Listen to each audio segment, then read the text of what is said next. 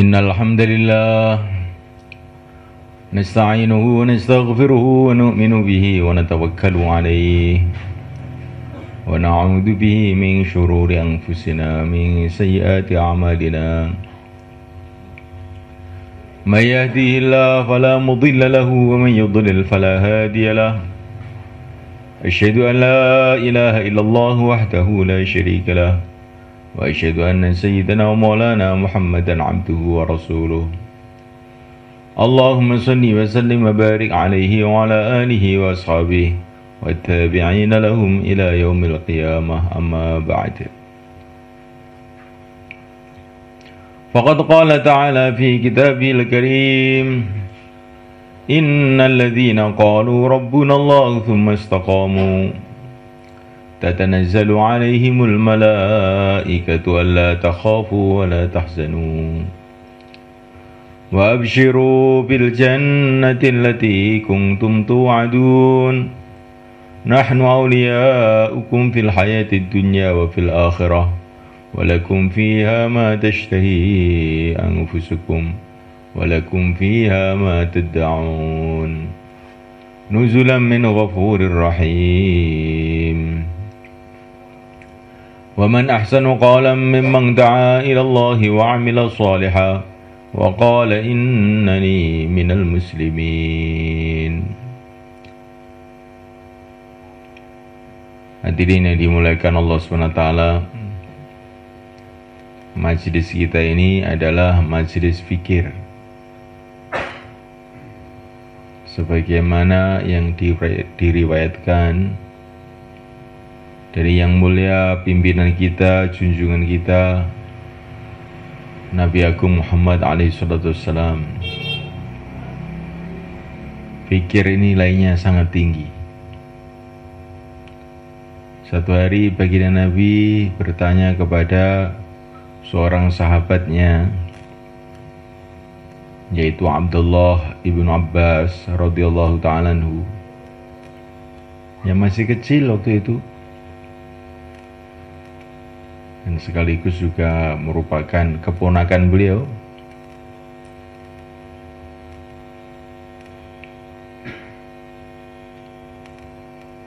Sepupu beliau,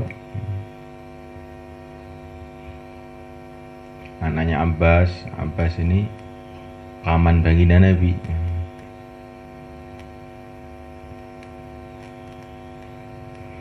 Maka Nabi bertanya kepada Abdullah bin Abbas, "Ya Abdullah, apa yang sedang kamu fikirkan?" Maka Abdullah mengatakan, "Yang sedang saya fikirkan ya Rasulullah adalah tanda-tanda keagungan Allah yang telah menciptakan alam semesta ini." Jadi Abdullah bin Abbas pada waktu itu memikirkan tanda-tanda keagungan Allah yang telah menciptakan alam semesta ini. Semua yang ada di alam semesta ini adalah tanda-tanda keagungan Allah, kehebatan Allah. Adanya matahari terbit dari timur, tenggelam di barat, membawa cahaya ke bumi ini yang sudah beribu-ribu tahun, berjuta-juta tahun tanpa henti-henti, merupakan tanda keagungan Allah SWT. Wujudnya langit yang begitu luas dengan bintang-bintang yang bertebaran, yang jumlahnya miliun-miliun, triliun-triliun, gak ada yang tahu jumlahnya. Tanda keagungan Allah. Wujudnya daratan, lautan, gunung-gunung, tumbuh-tumbuhan yang beraneka ragam, yang hijau, yang kuning, yang pahit, yang manis, yang untuk makanan, untuk jamu, untuk segala macam keperluan, untuk bumbu-bumbuan. Tanda keagungan Allah SWT. Allah menciptakan merica, menciptakan pala, menciptakan lombok, menciptakan garam. Coba ini kalau kita makan garam, makan sambal, makan ikan, makan ayam. Kita bayangkan kalau Allah itu tidak menciptakan bumbu-bumbu semacam ini, kayak apa kita makan tuh? Anyep saja. Tanda keagungan Allah SWT. Hembusan angin. Bagaimana kalau dunia ini nggak ada angin kira-kira? Pabrik mana yang bisa mendatangkan angin? Tanda keagungan Allah SWT. Datangnya siang, datangnya malam. Tanda keagungan Allah SWT. Bagaimana dunia ini kalau siang saja atau malam saja? Kayak apa hidup kita ini jadinya? Wujudnya laki-laki, wujudnya perempuan, wujudnya binatang-binatang, wujudnya sapi, wujudnya kambing, wujudnya ayam. Semua adalah tanda-tanda keagungan Allah SWT. Setetes air pun tanda keagungan Allah SWT. Karena setetes air ini kalau tidak diciptakan oleh Allah, seluruh dunia mau menciptakan setetes air nggak bisa. Seluruh dunia mau menciptakan sebutir pasir nggak bisa. Kalau orang mau mikir, sebutir pasir pun tanda keagungan Allah SWT. Kalaupun di dunia ada manusia pandai, itu pun tanda keagungan Allah SWT. Karena Allah yang menciptakan mereka. Jangan kita takjub dengan makhluk apa saja. Takjublah dengan yang menciptakannya. Allah Subhanahu wa ta'ala. Inilah yang kurang lebih yang difikirkan oleh Sayyidina Abdullah bin Abbas. Maka baginda Nabi suka dengan fikir Abdullah bin Abbas ini. Maka beliau mengatakan, fikir kamu ini Abdullah lebih baik daripada ibadah setahun yang tidak ada fikir demikian. Kalau ibadah dengan fikir demikian, ya pahalanya sudah tambah banyak lagi. Kemudian baginda Nabi SAW berjumpa dengan Sayyidina Abu Hurairah radhiyallahu ta'ala anhu. Maka baginda Nabi bertanya, "Hai Abu Hurairah, yang kamu pikirkan apa sekarang?" "Ya Rasulullah, yang saya pikirkan itu mengenai keadaan akhirat nanti bagaimana." Mikirkan keadaan akhirat. Bagaimana alam kubur, bagaimana padang mahsyar yang 50.000 tahun, bagaimana sirat, bagaimana surga, bagaimana neraka. Di akhirat cuma ada 2 tempat yang begitu luas. Surga yang disediakan oleh Allah untuk orang-orang iman. Istana-istana dari emas, dari intan. Sungai-sungai dari susu, dari madu. Kenikmatan yang tidak ada batas. Di sanalah tempatnya para nabi, para rasul, para wali Allah, dan orang-orang yang beriman. Tempat yang begitu indah sekali, nggak bisa dibayangkan. Seumpama kita pernah melihat surga, kita dikasih dunia seisinya ini gratis pun nggak akan mau.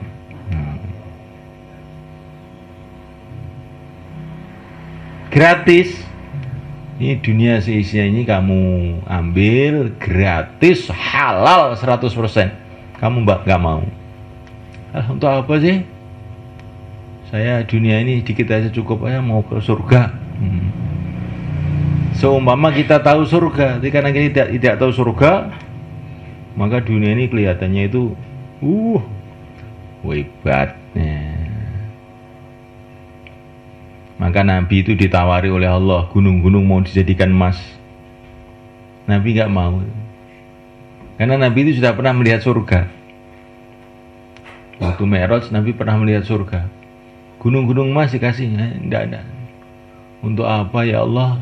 Padahal yang nawari itu Allah. Berarti ini halal 100%. Ini nggak mau Rasulullah.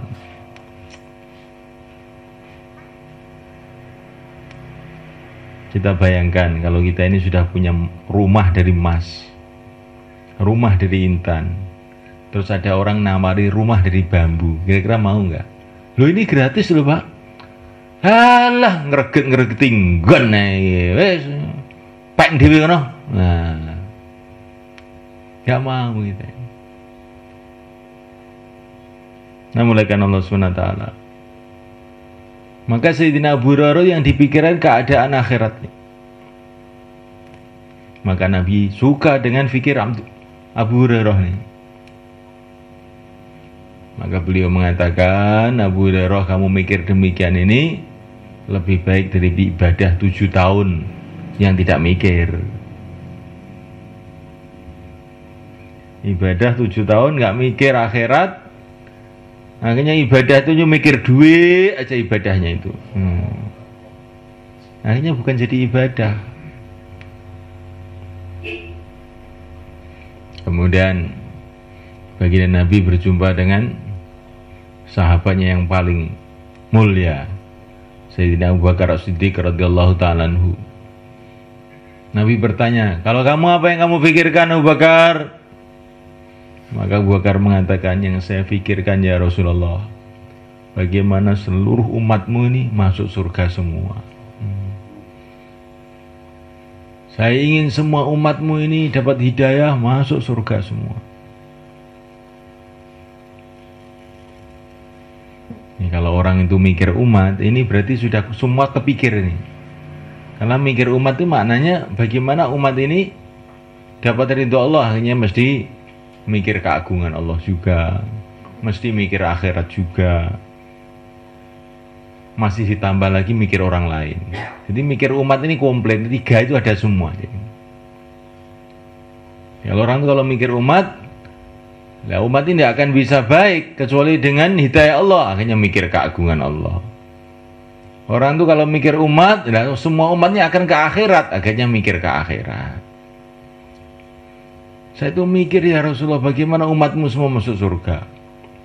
Maka Nabi mengatakan, pikir kamu ini Abu Bakar seperti ibadah 70 tahun. Nah, kita ingin biasa itu otak kita ini kita gunakan untuk 3 ini. Mikir tanda-tanda keagungan Allah, mikir akhirat, mikir umat. Bagaimana umat itu amal agama semua? Kenapa kita kok mikir begitu? Biar kita dapat pahala 70 tahun. Walaupun kita ini masih lemah, tolah-tolah, tapi kita mikir umat. Supaya kita dapat pahala 70 tahun ibadah. Ibadah itu 1 menit aja sudah nilainya tinggi sekali. Bagaimana 70 tahun ibadah? Maka mikir umat. Bagaimana umat dapat hidayah semua?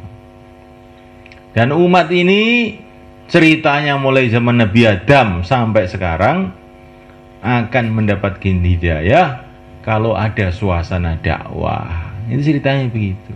Jadi mikir umat itu maksudnya adalah bagaimana wujud suasana dakwah di kalangan umat ini. Di rumah-rumah ada dakwah, di masjid-masjid ada dakwah, di mobil-mobil ada dakwah, di pasar-pasar ada dakwah. Dakwah itu apa tuh? Mengingatkan orang kepada Allah itu loh. Mengingatkan orang pada akhirat itu namanya dakwah. Di dakwah itu bukan harus ceramah di podium, terus pakai protokol acara pertama. Itu bukan begitu itu. Dakwah itu mudah. Kalau kamu ketemu anaknya, nak, kamu ini hamba Allah, tinggal di bumi Allah, taatlah kamu kepada Allah. Ini sudah dakwah. Kalau ada hujan, kita bilang sama teman kita, ini Allah yang mendatangkan hujan ini. Kalau Allah nggak mendatangkan hujan, siapa yang bisa mendatangkan? Ini sudah dakwah. Dakwah itu mudah. Setelah dunia ini, akhirat, kita jangan terlalu terpesona, terlalu sedih dengan dunia ini. Ini sudah dakwah. Dakwah itu gampang mboten angel. Ya kalau wujud dakwah, maka akhirnya orang itu ingat pada Allah. Kalau ingat pada Allah, akhirnya amal agama. Lah supaya wujud dakwah itu bagaimana caranya? Nah ini, orang itu harus menyiapkan waktu untuk dakwah. Supaya wujud dakwah, orang itu harus menyiapkan waktu untuk dakwah. Supaya wujud pasar bagaimana? Orang-orang harus menyiapkan waktu untuk perdagangan. Supaya wujud sekolahan bagaimana? Orang-orang harus menyiapkan waktu untuk sekolahan. Supaya wujud pabrik bagaimana? Orang-orang harus menyiapkan waktu untuk pabrik. Supaya wujud pertanian bagaimana? Orang-orang harus menyiapkan waktu untuk sawah. Supaya ada dakwah kemana? Orang-orang harus menyiapkan waktu untuk dakwah. Wis genah iki. Ini sudah jelas ini. Makanya untuk mewujudkan dakwah ini, kita ini harus kita siapkan. Laki-laki kita tiap hari 2,5 jam duduk di masjid mikirkan mewujudkan dakwah. Tiap bulan 3 hari untuk memikirkan dakwah ini. Tiap tahun minimal 40 hari. Yang belum 4 bulan, keluar 4 bulan. Setiap malam Jumat kumpul di markas mikirkan dakwah. Kalau ini kita buat 2,5 jam, 3 hari, 40 hari, 4 bulan, hadir malam markas. Nanti tiba-tiba dakwah ini hidup di mana-mana. Di mana-mana hidup dakwah. Ketika dakwah hidup di mana-mana, agama hidup di mana-mana. Akhirnya kita dapat pahala dari mana-mana. Pasar mendatangkan pahala, masjid mendatangkan pahala, sawah mendatangkan pahala, ladang mendatangkan pahala, kantor mendatangkan pahala. Semua mendatangkan pahala ketika di sana ada dakwah. Kalau pasar itu ada dakwah, kayak pasarnya orang Madinah zaman Nabi, maka di pasar itu ada dakwah, akhirnya orang pada amal agama di pasar. Akhirnya perdagangannya jadi baik, tidak tipu menipu, tidak ada pertengkaran, mengikuti syariat. Akhirnya dari pasar itu muncul orang-orang baik, muncul wali-wali Allah dari pasar. Ketika di ladang-ladang di Madinah ada dakwah yang digerakkan oleh Mus'ab bin Umair radhiyallahu ta'ala anhu, sahabat Nabi dikirim ke Madinah, namanya Mus'ab bin Umair, gerak di Madinah selama 1 tahun. Belum ada masjid, Madinah belum ada masjid waktu itu. Geraknya di ladang-ladang, kebun-kebun kurma, sumber-sumber air. Maka dari ladang-ladang, dari sumber-sumber air, kebun-kebun kurma, muncul wali-wali Allah. Muncul wali-wali Allah. Nah, mulaikan Allah SWT, maka kita betul-betul usaha. Nih ibu-ibu kita pikir, ini anaknya yang laki-laki.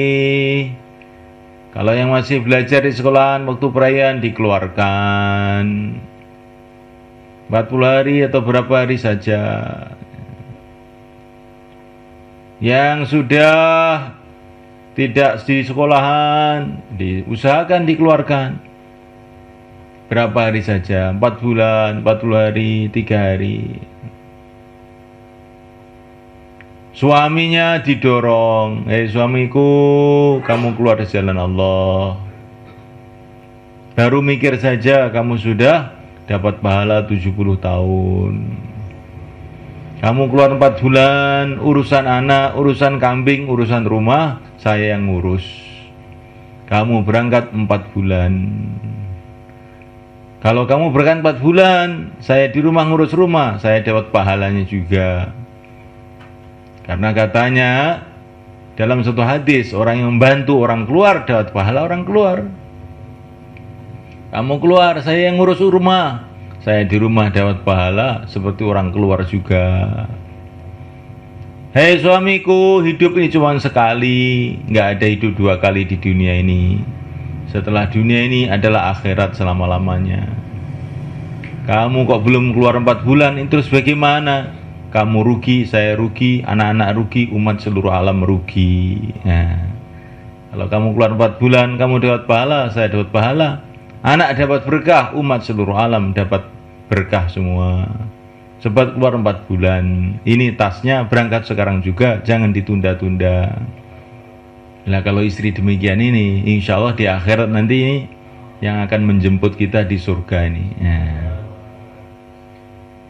Jadi kita ini ingin jadi istri model bagaimana? Nah, kita pikir. Kalau istri model tiap harinya belanja, mikir duit, tak wis akeh tunggale ombyoan, karungan. Nah, istri yang ngajak kepada agama, lah ini yang mahal. Istri yang ngajak berjuang, itulah istri-istrinya baginda Nabi SAW. Istrinya para sahabat. Ini yang untuk laki-laki, yang untuk ibu-ibu juga, yang belum pernah keluar 3 hari, ikut keluar 3 hari, diatur. Yang sudah keluar 3 hari, sekarang waktunya 15 hari. Kalau sudah 15 hari, nah, diatur, dimusyawarahkan, sehingga bisa keluar 40 hari. Kalau sudah keluar 40 hari, bagaimana mikir keluar negeri? Luar negeri ke IPB 2 bulan. Kalau sudah keluar negeri ke IPB, mikir ke negeri-negeri yang lain, ke negeri Arab, ke Eropa, kemana-mana. Lah apa ya bisa, wong saya ini bahasanya bahasa Jawa tok, kok disuruh ke negeri Arab. Oh, dakwahnya ajaib nih, bahasa Jawa pun negeri Arab paham juga.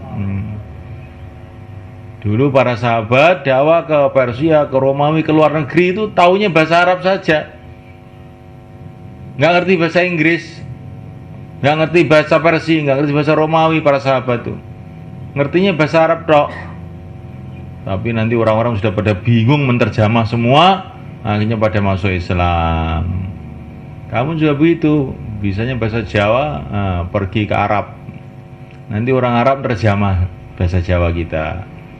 Akhirnya orang-orang Arab pun mikir agama, mikir dakwah, kita dapat pahalanya. Ini kemarin jamaah dikirim ke Hong Kong sama ke Macau. Jamaah Masturat dari Semarang dikirim ke Macau. Macau itu tempatnya maksiat seluruh dunia itu di sana. Di sana itu sekarang tuh ada dakwah. Itu ke Hong Kong nyebrang kira-kira 15 menit. Nah, di sana, wes tempat rusak nggak karuan. Sekarang ada masjid. Nah, dikirim sama Mas Surot. Nah, wanita-wanita 4 pasang dikirim ke sana. Sudah ada 3 rumah siap. Sudah ada 7 rumah siap menerima di sana. Di tempatnya kerusakan, ketika ada dakwah, hidayah datang. Maka ini dari Temboro mau kita kirim ke sana juga ini. Yang sudah pernah ke IP 2 bulan kirim ke sana. Yang belum pernah ke IP ya ke IP dulu. Yang mampunya 3 hari, 3 hari dulu. Masya Allah, di Hong Kong itu Pak, ada jamaah-jamaah surat itu 2 tahun di sana. Ada yang 4 tahun, 6 tahun. Tapi sayangnya ini jamaah golek duit. Dari Magetan juga banyak itu. Bukan 3 hari, bukan 40 hari, 2 tahun. Anaknya yang masih netek, masih nyusu ditinggalkan, suaminya ditinggalkan, rumahnya ditinggalkan untuk golek duit. Nah, kita ke sana bukan mau cari duit. Duit itu Masya Allah, untuk apa duit itu? Kita mau cari akhirat. Cari doanya Nabi. Orang yang mikir umat didoakan Nabi. Rahimallahu khulafai alladzina yuballighuna anni. Semoga Allah merahmati penerus-penerusku yang menyampaikan agama dari aku. Kalau kita mikir umat, dapat doanya Nabi. Orang dapat doanya Nabi, Masya Allah, nggak akan rugi dia.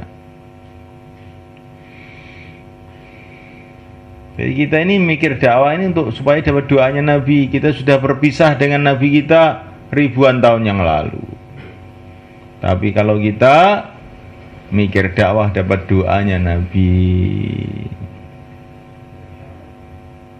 maka Assalamualaikum ta'ala, setelah doa nanti ibu-ibu mendaftarkan suaminya, mertuanya, anak laki-lakinya, didaftar nih. Niki keng terangkil niku Pak, keng markas. Saben dinten ditalni jamaah. Aja sampai anak kita mboten tumut. Aja sampai kakung kita mboten tumut. Nah. Didaftare kakunge. Kula ridho ikhlas karena Allah, kakung kula medal sekanulan. Seulan ngajeng. Kula ridho ikhlas. Anak kula medal 30 dina. Ditulis jenenge, alamate. Nggih dimusyawarahne kateng masjid. Nah, niku namine gotong royong mikirne agama. Nek urusan dunia wong bodho gotong royong gawe omah, gotong royong gawe dalan, gitu. Gotong royong napa-napa. Engko nek mboten gotong royong mboten jalan. Sampeyan ndamel griya nek mboten gotong royong mboten dalan. Sampeyan aja ndamel griya. Kayune nandur dhewe dhisik, nggih. Kocone gawe pabrik kaca dhisik, gendenge gawe dhisik. Nah, sampeyan sampe kok mati gak dadi omahe. Tapi kerjasama, nggih. Kocone tuku Komediun, kayune tuku saka perhutani, gendenge saka Winong. Tukange wong-wong sing wis nukang niku dipikir bareng-bareng akhir dadi omah. Semanten ugi agama yang ngoten niku kudu gotong royong. Aja wae urusane dhewe-dhewe iki, aja ngono, gotong royong. Tiang istri bantu tiang jaler bantu tiang istri, akhirnya urip agama iso metu tangulan, iso metu 30 dina, oleh ganjaran kabeh, oleh ridane Allah kabeh, ning swarga kabeh akhirnya. Gotong royong, nek mboten purun gotong royong, lan iki akhirnya cilaka kabeh akhirnya. Al-Fatihah. A'udzubillahi minasyaitonir rajim.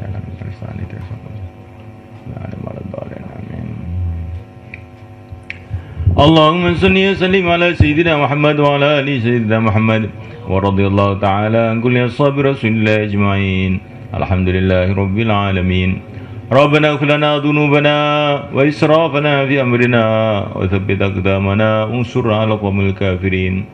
Ya Allah, ampunilah kami ya Allah. Ampunilah kedua orang tua kami ya Allah, ahli keluarga kami, teman-teman seperjuangan kami, santri-santri kami, tetangga-tetangga kami, anak cucu kami, orang tua kami, umat Islam seluruh alam ya Allah.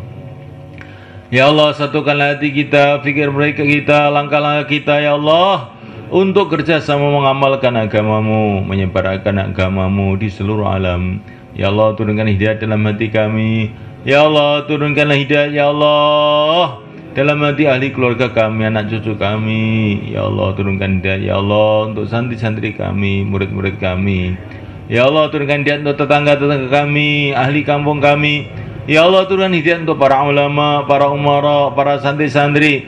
Ya Allah, turunkan hidayah di seluruh alam. Turunkan hidayah di seluruh alam ya Allah. Turunkan hidayah di seluruh alam. Mudahkanlah hidayah di seluruh alam. Jadikanlah kami semua sebab hidayah seluruh alam. Ya Allah, terimalah kami ya Allah.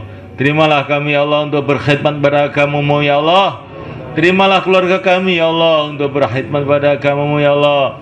Terimalah pesantren kami untuk berkhidmat pada agamamu ya Allah. Terimalah kampung kami untuk berkhidmat pada agamamu ya Allah. Terimalah masjid kami untuk berkhidmat pada agamamu ya Allah. Terimalah anak cucu kami ya Allah untuk berkhidmat pada agamamu ya Allah. Terimalah umat Islam ya Allah untuk berkhidmat kembali kepada agamamu ya Allah, sebagaimana para sahabat radhiyallahu ta'ala ajmain. Ya Allah, jadikanlah semua asbab hidayah seluruh alam. Ya Allah, jadikanlah semuanya asbab hidayah seluruh alam. Ya Allah, hidupkanlah kami dalam iman, matikanlah kami dalam iman. Hidupkanlah kami dalam Islam, matikanlah kami dalam Islam. Hidupkanlah kami dalam dakwah, matikanlah kami dalam dakwah. Hidupkan kami dalam zikrullah, matikanlah kami dalam zikrullah. Hidupkanlah kami dalam ridhamu, matikanlah kami dalam ridhamu ya Allah. Matikanlah kami dalam ridhamu ya Allah. Kumpulkanlah kami ya Allah bersama orang-orang yang kau ridhai di surga Firdaus, bersama Rasulullah SAW, bersama para sahabat, bersama para wali-walimu, bersama seluruh orang yang beriman ya Allah. Rabbana atina fid dunya hasanah wa fil akhirati hasanah wa qina adzabannar. Wa sallallahu wasallam wa baraka ala sayyidina Maulana Muhammad wa ala alihi washabihi ajma'in. Alhamdulillahirabbil alamin.